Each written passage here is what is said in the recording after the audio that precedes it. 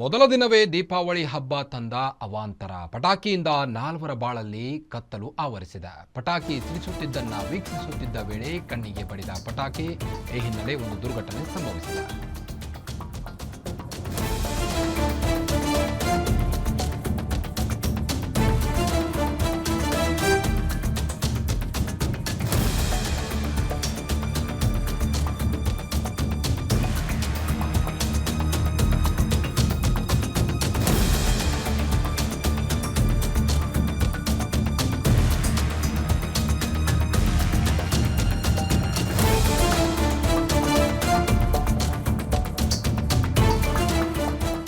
ಬೆಳಕಿನ ಹಬ್ಬ ದೀಪಾವಳಿಯಲ್ಲಿ ಕತ್ತಲು ಆವರಿಸಿದೆ.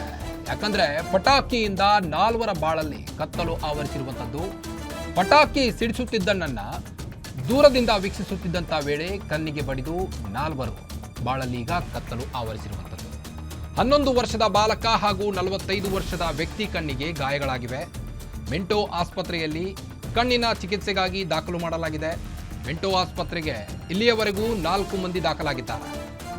ಈಗಾಗಲೇ ರಾಜ್ಯಾದ್ಯಂತ ದೀಪಾವಳಿ ಹಬ್ಬವನ್ನ ಅತಿ ವಿಜೃಂಭಣೆಯಿಂದ ಆಚರಿಸಲಾಗ್ತಾ ಇದೆ. ಇದರ ಮಧ್ಯೆ ಕತ್ತಲೆ ಆವರಿಸಿದೆ ಈಗ ದೀಪಾವಳಿಯಲ್ಲಿ.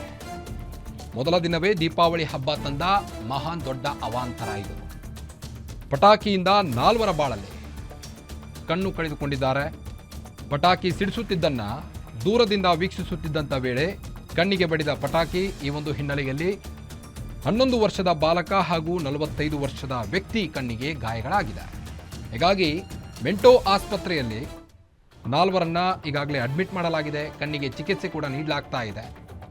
ಪ್ರತಿ ವರ್ಷ ದೀಪಾವಳಿಯಲ್ಲೂ ಸಹಿತ ಈ ಒಂದು ಅವಾಂತರಗಳು ನಡೆಯುತ್ತೆ. ಆದರೆ ಈ ಬಾರಿ ದೀಪಾವಳಿಯನ್ನು ಅತಿ ಸೇಫಾಗಿ ನಡೆಸಬೇಕು ಅಂತ ರಾಜ್ಯ ಸರ್ಕಾರ ಆದೇಶವನ್ನು ಹೊರಡಿಸಿತ್ತು. ಅದರ ಮಧ್ಯದಲ್ಲೂ ಸಹಿತ ಇಂತಹ ಅವಾಂತರಗಳು ಆಗೇ ಆಗ್ತಿದ್ದಾವೆ. ಮಿಂಟೋ ಆಸ್ಪತ್ರೆಯಲ್ಲಿ ಕಣ್ಣಿನ ಚಿಕಿತ್ಸೆಗಾಗಿ ಈಗಾಗಲೇ ದಾಖಲು ಮಾಡಲಾಗಿದೆ. ಮಿಂಟೋ ಆಸ್ಪತ್ರೆಗೆ ಇಲ್ಲಿಯವರೆಗೂ 4 ಮಂದಿ ದಾಖಲಾಗಿದ್ದಾರೆ.